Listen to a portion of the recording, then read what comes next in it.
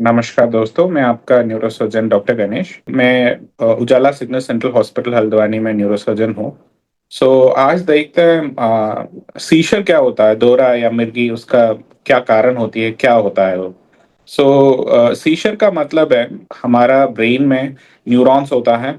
करीब करीब 1 billion neurons होता है। वो न्यूरॉन्स कॉन्स्टेंटली केमिकल एक्सचेंज होता रहता है, उसकी वजह से इलेक्ट्रिकल सिग्नल पास होता रहता है। सो वो इलेक्ट्रिकल सिग्नस डिसिंक्रोनस मतलब दूसरे से कम्युनिकेशन ठीक से ना हो, और एसिंक्रोनस इलेक्ट्रिकल एक्टिविटी कहते हैं। वो इलेक्ट्रिकल एक्टिविटी जो नॉर्मल तौर पे ना हो, वो डिसिंक्रोनस हो जाता है। उसका जो मैनिफेस्टेशन है हमारा शरीर में, वो सीशर जैसे प्रेजेंट होता है। सीशर कई तरीके से प्रेजेंट होता है, जैसे हम मूवीज में यूजुअली देखते हैं, हाथ पैर का थापना, हाथ पैर एटन होना, ये सब एक नॉर्मल जनरलाइज्ड एपिलेप्सी बोलते हैं। उसके अलावा भी बहुत सारा तरीके से सीशर प्रेजेंट होती है।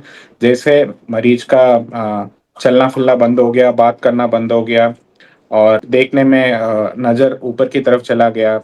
ये सब भी ऐसे भी सीशर्स प्रेजेंट हो सकती है। हमको जानना है, कभी भी हमारा किसी के जानने वाला कोई भी बेहोश होता है, तब सबका डाउट होती है सीशर तो नहीं है। इसको जानने के लिए दो तीन चीज इंपॉर्टेंट होती है। जैसे सीशर होता है तो यूजुअली उनका दांत बहुत टाइट बंद हो जाता है, उस टाइम में जीभ भी कट जाती है। एक मोस्ट कॉमन साइन होती है टंग बाइट। एंड उसके साथ साथ पेशाब और लेटरिन भी हल्की सी निकल जाती है।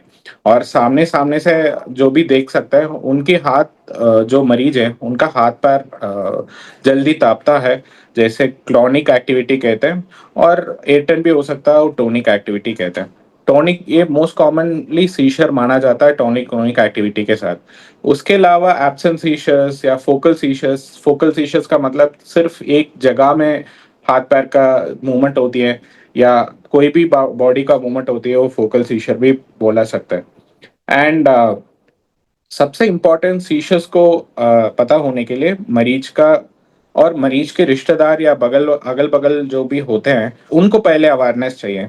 जो सीशर के लिए इम्पोर्टेंट क्लिनिकली डायग्नोस करने के लिए वो कैसे प्रेजेंट हुआ था, और क्या क्या एसोसिएटेड सिम्टम्स, जैसे जीभ में कट हुआ था, या पेशाब लेटर निकला था, हाथ पैर में कोई कंपन आई थी, ये सब पता होता है तो सीशर डेफिनेटली इजिली डायग्नोस किया सकता है।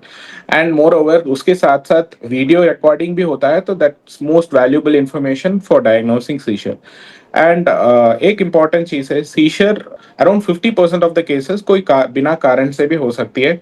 एंड इन केस कारण पता होने के लिए हमारे लिए मोस्ट इम्पॉर्टेंट इन्वेस्टिगेशंस होता है एमआरआई एंड ईईजी होता है। EEG can diagnose the seizure at the time जब सीशर हो रहा है, उस टाइम में ईईजी लगा सकता है, तो वो बहुत वैल्यूबल इंफॉर्मेशन हो सकता है।